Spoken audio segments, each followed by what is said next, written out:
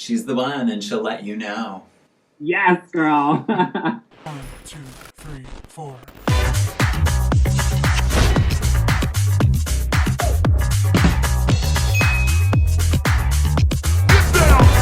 Hello, hello, hello, and welcome to another episode of Quick Drag. I'm Adrian Ross, and we are reviewing the first episode of Canada's Drag Race. I have an amazing drag artist co-host with me here this week from Vancouver, BC. It's Kendall Gender! Thank you so much for being here with me this week. Hi, thank you so much for having me. I'm so excited. I love it. Of course, and it's indeed an exciting time because we had the very first episode of Canada's Drag Race. It's finally come. It puts me on cloud nine. The fact that we finally have Drag Race in Canada literally gives me so much excitement and hope for our country and for, drag artists all over.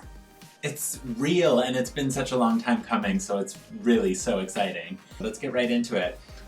Let's start with the entrances. Obviously, we have 12 new queens walking into the workroom. Were there any that stood out for you? My personal favorite was Lemon. I just loved the monochromatic vibe. Obviously, my girl Juice, who is a very near and dear friend of mine. I think she looked so beautiful, like a Victoria's Secret angel. And then I would say I'll shout out to my Vancouver girl, Alona. We love the pastel blue ostrich feather moment.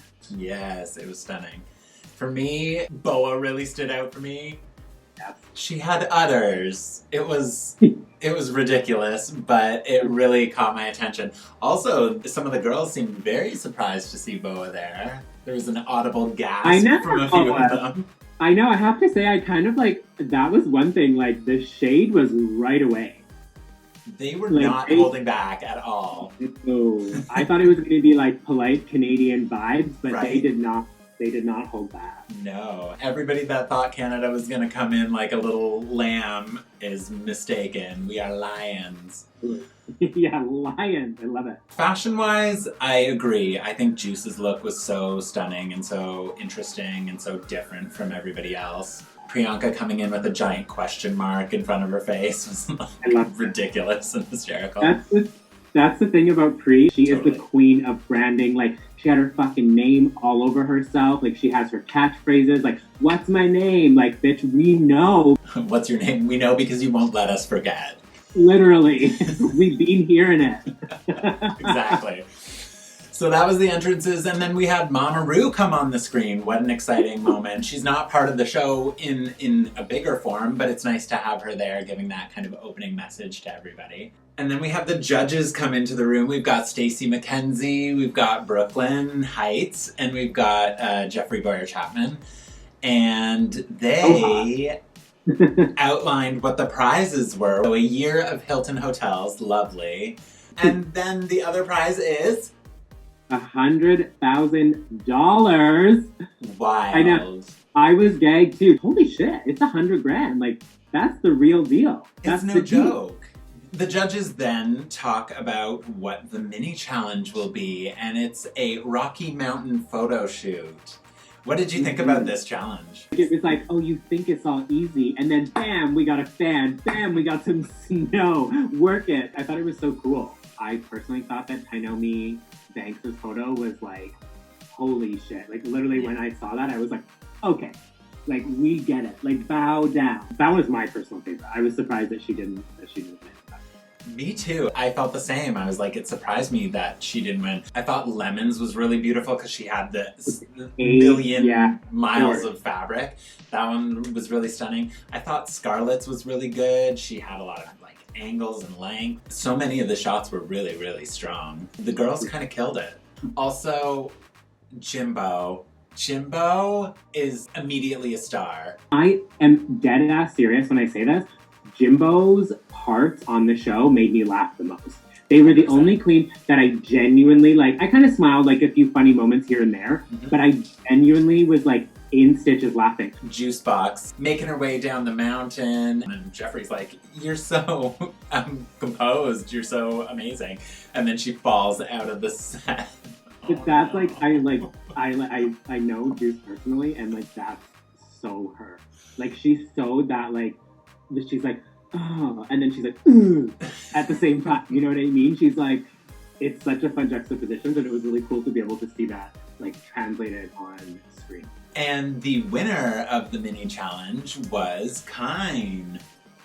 Congrats to Kine, the winner of the first mini challenge of Canada's Drag Race. Very exciting. And then we are moving on to the maxi challenge, where the ladies have to create high fashion looks from boxes that represent different parts of the country and also include items from Roots. You don't know if you're gonna get fabric, you don't know if you're gonna get fucking CDs. Like it, that one, like it scares me. So props to all of them for even like creating any garment. For the maxi challenge, because Kine won the mini challenge, she got to assign the boxes to the girls. Did you think that there was any foul play in there? I don't know. I feel like she was just trying to be a little bit funny with it, but at the end of the day, you don't really know what's the fabric or the products inside it. So like you can't really be like, you know what I mean? You can't be shady about it. Even though she was like, oh, I hear them saying what box they want, so I'm gonna give them a different box. But I feel like she gave some of them the boxes that I feel suit them. I didn't think she was actually that shady in the assigning of the boxes. No. We didn't see too much in the workroom in terms of them actually building the garments. But in the workroom, we had a moment with Ilona talking about being two-spirited, being Indigenous, and it's amazing to see that representation, and I'm so glad that they're showing it right off the bat to say, we've got tons of different types of people in this competition and in this country. And I'm happy for her that she's like able to live her truth in that way and like express herself and all that kind of stuff. It's cool to just be able to see it on TV because, you know, if it's her today, then maybe, you know, next season it's a trans woman or it's a, you know, cisgendered woman or whatever the situation may be. I hope that we can snowball from it. And I hope that she's kind of like the opening of the doors. It's important to have representation, and hopefully Canada's Drag Race moving forward will even broaden the scope. And then we move to the next day, which is going to be the runway day. The ladies are doing their makeup in the mirror, and during that, Boa and Juice kind of connect a little bit over their sobriety. I think a lot of people forget that drag queens can be sober, or they don't associate drag queens with sobriety because it's so wrapped up in nightlife. At the end of the day, we're artists and we have struggles, and it was very beautiful. I was very touched by that moment. Yeah, me too. I mean, it was nice that they could connect, but it was also like an important conversation to be had, and an important conversation for people who are fans of drag to hear, I think. So as we move to the runway, it's a little bit of a different format. So we have the judges, the 3 judges, but we have a guest host, which is Alicia Cuthbert for this episode. Yeah, love Alicia Cuthbert, but like, I think it should have been Brooklyn the whole time. My concern maybe comes in is that it's gonna be a different person every week, and some weeks it's gonna be someone like Tom Green. I don't feel like he fills that role to be like, and may the best woman with Tom Green? Why? I'm all about queer representation as much as possible. Why can't it be a drag queen doing the exact same thing? Let's get into the runway. Let's talk about each of these looks briefly. The first one out on the runway was Anastasia. I was super impressed that she created this herself. That's the one thing I will say. Yeah. Is it maybe necessarily something that like I would wear? No. But I think it looks amazing on her. I can't believe she made it in one day. I was so fucking impressed. I agree with you entirely. The construction is brilliant. She obviously did an incredible job pulling that together in such a short amount of time. Next on the runway was Kiara. Gag, bitch. Gag. Give me that Naomi Smalls scarecrow fantasy. It's a full head to toe. I love the like conceptualized like idea behind it. The look from head to toe was so well thought out. It's cool. Shaped her body in a great way and looked amazing. Next on the runway was Lemon. I think the like shoulder pad vibe was cool, and I like the hair and the makeup. You did kind of lose me halfway through it though. It looks like a lot of time was spent on one part of it, and then the rest seems like a bit of an afterthought. When she was walking down the runway and she used the hockey stick as a baseball bat, I was like, oh, girl. I know you don't know anything about sports, but come on. Yeah. Next up on the runway was Ilona Burley. Even though this was maybe not like a typical look I think she would have worn, I think she like did good with like the product that she was given. And I guarantee you if she had like the chance to talk about it, it probably has like a very intricate like story as to why everything is the way it is, because that's just kind of like the artist that she is. When I saw it on the runway, I was like, the fit's amazing. The fit was great. And she obviously like made something out of the stuff in her box. But I didn't really connect with the outfit in any way. I didn't find it particularly exciting. But I think that if we had heard more about what the concept was behind it and what the reasoning was behind it, I think I could probably see myself liking it more. Next up on the runway was Kind. I think it was like made really well. Was it boundary breaking? No. We've definitely seen the 70s vibes more than once. The balls on the bottom obviously were falling off on the runway, which is not ideal. And also the way that she was walking looked very awkward because she was trying to kind of like not have the balls fall off, but as a result she was walking in a very kind of strange manner. So it was cool, but it wasn't my favorite for sure. Next on the runway was Scarlett Bobo. I like that it had a theme. I think like the Western kind of like theme pulled it all together, and I think the color palette was nice. Just the bra part of it. I'm just not, I wasn't 100% sold on that. Yeah, I think that part wasn't necessarily the most flattering, but overall I thought it was a pretty good look. Wow. Next on the runway was Jimbo. What did you think about Jimbo's look? I think it was one of the best made garments that we saw. Regardless of what style they're bringing out, they are very fucking good at dress. I'm really falling for Jimbo. They may not be everyone's taste in terms of like the character or whatever, but they're so talented. This garment, it looked like a real kind of couture garment. Next on the runway was Tainomi Banks. She was selling it. It's a simply executed garment. It's fun. It tells the story. It does the job, and she sells it. Yeah. Is it the most revolutionary thing? No, but it looks good, and she made it look even better, I would say.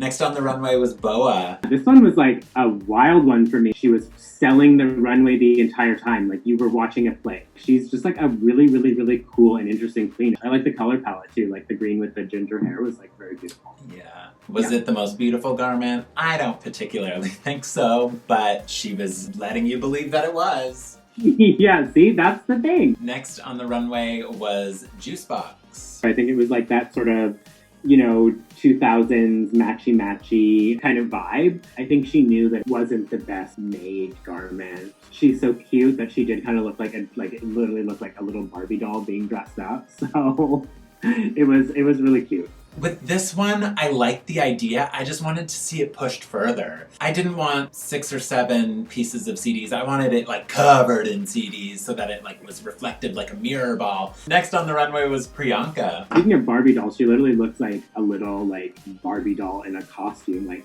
pin-up vibes. It's kind of giving me like Christina Aguilera Candyman, like washed up on the shore, and I'm ready for it. I think her hair and makeup looked beautiful. I think her accessories were really nice. And yeah, I just think her padding was like just so right. It's this beautiful like nautical pinup sort of moment. The last one on the runway was Rita Baga. The coat coming and then like bursting out into this like one shoulder thing. It was a cool story. I think she was like made for this competition. I think with her outfit, the coat was like incredible. I wish she had kept that part on a little bit longer because that was the show-stopping part when she kind of opened it up and just had a fairly simple dress on underneath. Oh, yeah. I think it kind of lessened the moment for me. The queens are on the runway and they are about to get their judges' critiques.